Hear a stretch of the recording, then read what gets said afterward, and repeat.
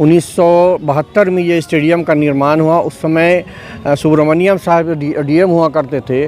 उन्होंने अपने इंटरेस्ट पर इस स्टेडियम का निर्माण कराया और जब ये निर्माण हुआ था उस समय करकट लगा हुआ था। बाद में इसका फिर बाउंड्री हुआ, गैलरीज बनी। ये बात आपने मेरे दिल की कह दी। जब यहाँ पर मैं आया था इस ग्राउंड में 1984 में, तब हमें लाइन पर बैठना पड़ता था प्रैक्टिस के दौरान।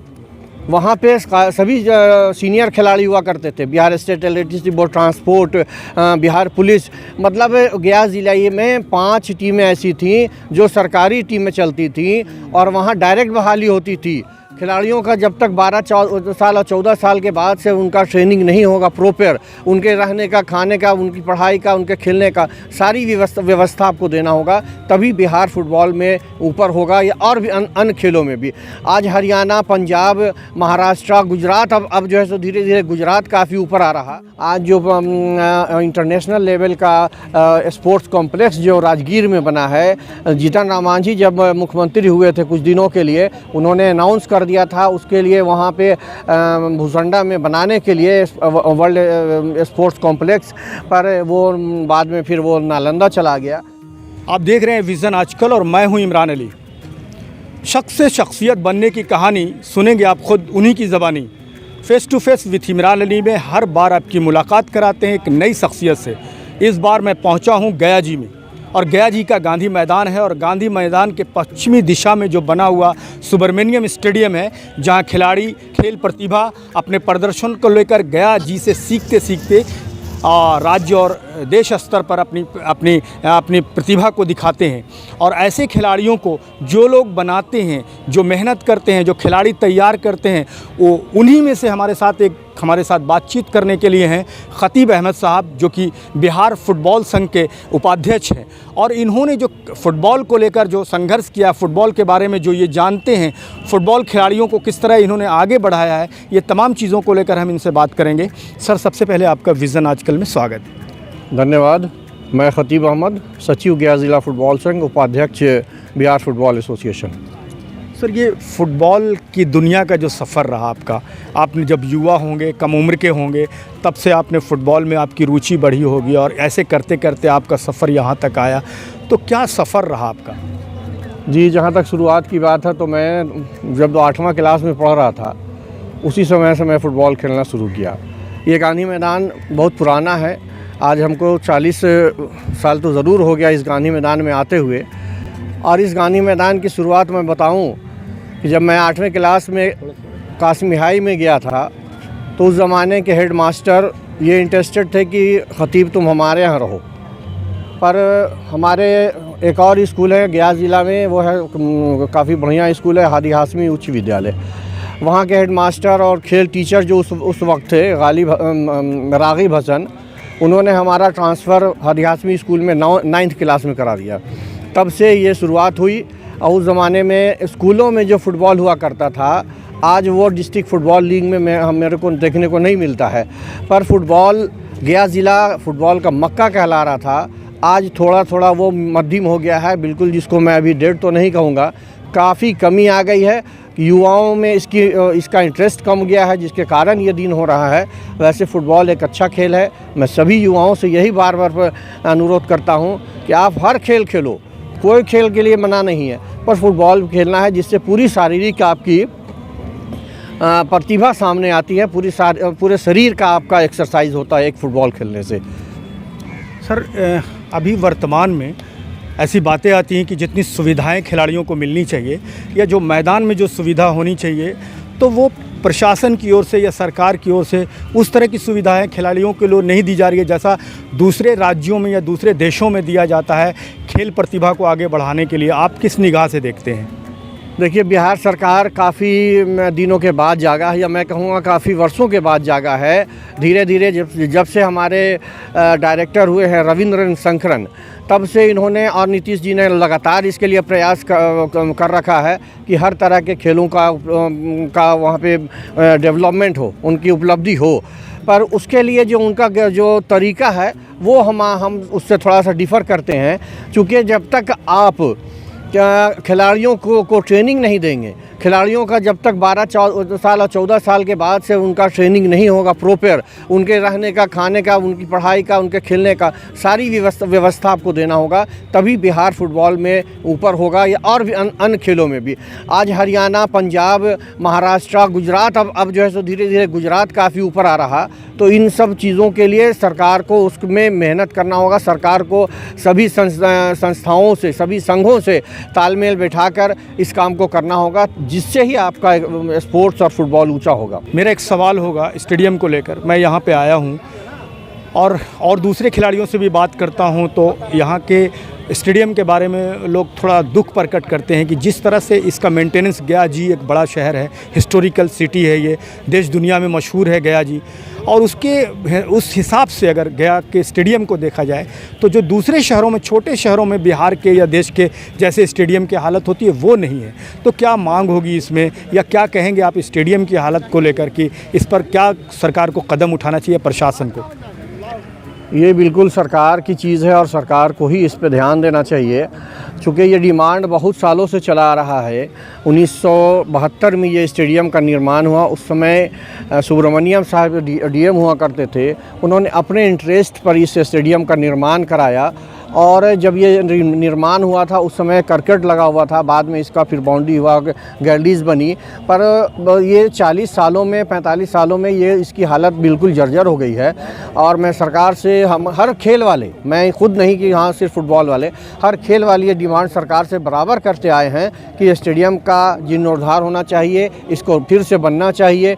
और मैं एक चीज़ और आपको जानकारी दे दूँ, आज जो इंटरनेशनल लेवल का स्पोर्ट्स कॉम्प्लेक्स जो राजगीर में बना है, जीतन राम मांझी जब मुख्यमंत्री हुए थे कुछ दिनों के लिए, उन्होंने अनाउंस कर दिया था उसके लिए वहाँ पे भूसंडा में बनाने के लिए वर्ल्ड स्पोर्ट्स कॉम्प्लेक्स, पर वो बाद में फिर वो नालंदा चला गया। कोई बात नहीं है, वो बिहार ही में बना है, पर बिहार में आबादी के हिसाब से स्टेडियम का निर्माण ज़रूरी है, और हर ज़िले में एक अच्छा स्टेडियम होना चाहिए जहाँ के हर तरह का खेल हो। हरिहर सुब्रमण्यम स्टेडियम की स्थिति ये है आज के डेट में कि यहाँ हर तरह का खेल होता है, फुटबॉल, क्रिकेट, वॉलीबॉल, जो भी है सारी चीज़ें यहीं हुआ करती हैं, पर इसकी स्थिति जस के तस है। इसका कोई निर्माण का अब तक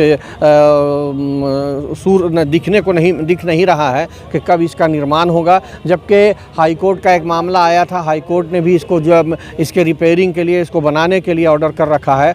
सरकार के यहाँ एस्टीमेट जा चुका है, इसके इंतज़ार में है कि कब इसका टेंडर हो और ये इसका निर्माण हो, एक अच्छा स्टेडियम बने, ताकि गया के युवाओं को, गया के खिलाड़ियों को अच्छे ग्राउंड में खेलने का मौका मिले। जहाँ तक पहले से जानता हूँ फुटबॉल के बारे में, कुछ हमारी उम्र के फुटबॉल खिलाड़ी थे जो कम उम्र से फुटबॉल खेलते रहते थे और अच्छे खिलाड़ी, बहुत चर्चित रहे। बाद के दिनों में उनका जीवन स्तर बड़ा नीचे आ गया, उनके पास कोई रोज़गार, कोई काम, कोई नौकरी नहीं रही। जब हम उनकी पीड़ा को पता चलाते हैं तो पता चलता है कि जिस तरह से पहले रिजर्वेशन दिया जा रहा था खिलाड़ियों को पुलिस में और दूसरे नौकरियों में, तो अब खिलाड़ी अपनी जब उम्र होती थी, ताकत होता था, तो वो खेलते थे फुटबॉल। और बाद के दिनों में फुटबॉल खेलने के बाद जब अच्छे खिलाड़ी होते थे, जब वो बहुत अच्छा करते थे ज़िला स्तर पर, राज्य स्तर पर या देश स्तर पर, तब उनको नौकरी में भी रिजर्वेशन मिलता था, तो उनको खेलने का कुछ मकसद समझ में आता था। अब वो निराश होते हैं कि अगर मेरी उम्र जब निकल जाएगी और हम खेल में अपना समय बर्बाद कर लेंगे, तब मेरे जीवन का क्या होगा, मेरे भविष्य का क्या होगा। आप इसको किस निगाह से देखते हैं? ये बात आपने मेरे दिल की कह दी। जब यहाँ पर मैं आया था इस ग्राउंड में 1984 में, तब हमें लाइन पर बैठना पड़ता था प्रैक्टिस के दौरान। वहाँ पे सभी सीनियर खिलाड़ी हुआ करते थे, Bihar state electricity board, transport, Bihar police, मतलब गया ज़िला में 5 टीमें ऐसी थीं जो सरकारी टीमें चलती थीं और वहाँ डायरेक्ट बहाली होती थी। मुंडा साहब यहाँ पे डीएसपी थे, उन्होंने एक बार 16 खिलाड़ियों का डायरेक्ट बहाली किया, सिर्फ खिलाड़ियों का, कहीं कोई दौड़ नहीं, कोई फिजिकल नहीं, भैया अच्छा खिलाड़ी है इसको ले लो। और उस ज़माने में इलेक्ट्रिसिटी बोर्ड, ट्रांसपोर्ट और बिहार पुलिस, आर्मी, इनका जब कंपटीशन होता था तो पूरा ये स्टेडियम जो देख रहे हैं वो पूरा भरा होता था, बैठने की जगह नहीं मिलती थी लोगों को। डायरेक्ट बहाली 1990 के बाद से स्टेट राज्य ट्रांसपोर्ट ने बंद कर दिया। 1990 के बाद बिहार स्टेट इलेक्ट्रिसिटी बोर्ड ने नौकरी को बंद कर दिया। तो जब तक आप सरकारी नौकरियों में आसानी नहीं देंगे, बिहार सरकार ने अनाउंस कर दिया गोल्ड मेडल लाओ नौकरी पाओ, तो भैया हर खिलाड़ी जो है सो मेडल नहीं ला सकता है, हर खिलाड़ी नेशनल नहीं खेल सकता है। अच्छा खिलाड़ी यहीं बैठा रह जाता है और जिनका थोड़ा बहुत भी पुशिंग है, थोड़ा बहुत बैकिंग हो जाता है, वो नेशनल भी खेल लेता है और इंडिया का टॉप हो जाता है बाद में। तो मैं चाहूँगा कि सरकार इस पर ध्यान दे कि जो खिलाड़ी अच्छे आ रहे हैं उनको डायरेक्ट बहाली दे, उनका फिजिकल टेस्ट ना हो, उनको दौड़ने की ज़रूरत नहीं पड़े, आप उनका खेल का ट्रेनिंग टेस्ट कराओ ना, उनका खेल का के ज़रिए से उनको बहाल लो। हम सर से और बातचीत करेंगे व्यूवर्स, लेकिन एक बात बता दें, जो फुटबॉल है ये मसल को मजबूत करता है, स्वस्थ रखता है और ये खेल समय को भी बचाता है। जब से क्रिकेट का प्रभाव बढ़ा तो लोग फुटबॉल से दूर हुए। कहा जाता है कि हमारे देश में बेरोज़गारी ज़्यादा है, लोगों के पास समय ज़्यादा है, लोग बैठ के दिन भर क्रिकेट में समय बिताते हैं, लेकिन जो फुटबॉल था वो कम समय में जितना रोचक था या जितना रोमांच था उसका, वो चीज़ें अब कम हुई हैं और उसकी वजह से फुटबॉल भी मध्यम पड़ा है। और हमारे साथ जो बातचीत कर रहे हैं ख़तीब साहब, ये भी इस पीड़ा को समझते और बताते हैं। सर, इन तमाम मुश्किलों के बाद, जो मैंने कहा, जो आपने कहा, सरकार की जो नीति है या कहें जो हालात हैं, इन तमाम चीज़ों के बाद उम्मीद की क्या किरण है? आप क्या खिलाड़ियों से कहेंगे, क्या सरकार से कहें, क्या समाज से कहेंगे, क्या उम्मीद जगाएंगे लोगों को फुटबॉल के ताल्लुक से? अभी पिछले महीने जुलाई के फर्स्ट वीक में बिहार सरकार ने एकलव्य सेंटर के लिए ट्रेनिंग के लिए ट्रायल कराया है, जहां पूरे बिहार में लगभग 1500 से 1600 खिलाड़ियों ने ट्रायल दिया। जो 12 साल और 14 साल के खिलाड़ी थे उनका ये ट्रायल हुआ है और वो ये चाह रहे हैं कि 10 ज़िलों में फुटबॉल का, 10 ज़िलों में कबड्डी का, 10 ज़िलों में क्रिकेट का, इस तरह का एकेडमी खोलें ताकि एकलव्य सेंटर उसका नाम दिया गया है। एकलव्य सेंटर में जब बच्चे जाएंगे तो उनको वहाँ खेलने की सुविधा, उनके पढ़ने की सुविधा, उनके रहने खाने पीने की सारी सुविधाएं, जैसा कि रविंद्र संगरन जी का स्टेटमेंट आया है कि मैं चाहूँगा कि उन्हें विश्व स्तरीय सुविधाएँ प्राप्त हो। विश्व स्तरीय सुविधा प्राप्त करने के लिए ये सरकार को बहुत ज़्यादा बजट अपना बढ़ाना होगा, तभी आपके खिलाड़ियों में जज्बा होगा। मैं युवाओं से एक बार फिर आग्रह करूंगा कि आप युवा किसी भी जिस खेल में आपका इंटरेस्ट हो, आप उस खेल को अपनाएं और अच्छा खेल दिखाकर बिहार का नाम रोशन करें। आखिरी सवाल सर, एक खिलाड़ी नेता कैसे बन गए? आप वार्ड पार्षद रहे, आपकी पत्नी वार्ड पार्षद हैं, तो ये क्यों आपकी जो पॉपुलैरिटी थी, आपका जो समाज में सम्मान था, या खेल के कारण हुआ या ख़ुद आपकी वो प्रतिभा थी, या आपकी क्या कोशिश रही कि आप पार्षद तक पहुँचे, ये राजनीतिक सफ़र तय किया? जहाँ तक राजनीति है तो हमने अब तक तो पार्टी कोई भी ज्वाइन नहीं किया है, चूँकि जिस मोहल्ले में रहता था मैं, तो जब से मैं जवान हुआ, वार्ड नंबर 23 हमारा है, इनायत कॉलोनी, मिल्लत कॉलोनी। हमारे वार्ड में आपको बता दें, कमिश्नरी, IG office, SSP office, registry office, SD office, जितना प्रमुख कार्यालय है शहर का, गया ज़िले का, वो पूरा हमारे वार्ड में है। तो इस वजह कर मैं थोड़ा सा और गर्वान्वित महसूस करता हूँ जब मौका मिलता है, अफसरों से मुलाकात हो जाती है। आपने हमसे ये सवाल कर दिया कि आप खेल छोड़कर राजनीति में कब से आ गए, तो मैं बताऊं आपको, मैंने 1990 से लेकर 2002 तक बिहार स्टेट इलेक्ट्रिसिटी बोर्ड में एज एडहॉक प्लेयर वहाँ पे हमने सर्विस दी। जब ये लगा कि अब नौकरी, चूँकि सरकार ने बंद कर दिया था एडहॉक वाले लोगों को परमानेंट करने का, तो फिर हम वहाँ से डाइवर्ट हुए। वार्ड काउंसलर का 2002 में इलेक्शन हुआ, उसी वक्त से तैयारी थी हमारी। तो 2002 में तो हमने किसी वजह कर हमने उस वक्त नहीं लड़ा, पर 2007 से अब तक मैं उस जगह पे बना हुआ हूँ और इसके लिए मैं अपनी जनता को धन्यवाद देता हूँ। उन्होंने काफ़ी हमारे लिए सहयोग किया है और ये जानकर और भी आपको ताज्जुब होगा कि मैं इलेक्शन जो लड़ता हूँ वो बिल्कुल पब्लिक के साथ, मैं उसके लिए अपना एक भी, जिसको अलग से कहते हैं कि पैसा खर्चा करना, राजनीति वैसी मैंने नहीं की है। मैंने राजनीति खिदमत करके की है, लोगों का मोहब्बत समझ कर किया है और लोगों का मोहब्बत हमें मिला है, प्यार मिलता रहा है, इस वजह कर मैं वहाँ टिका हुआ हूँ।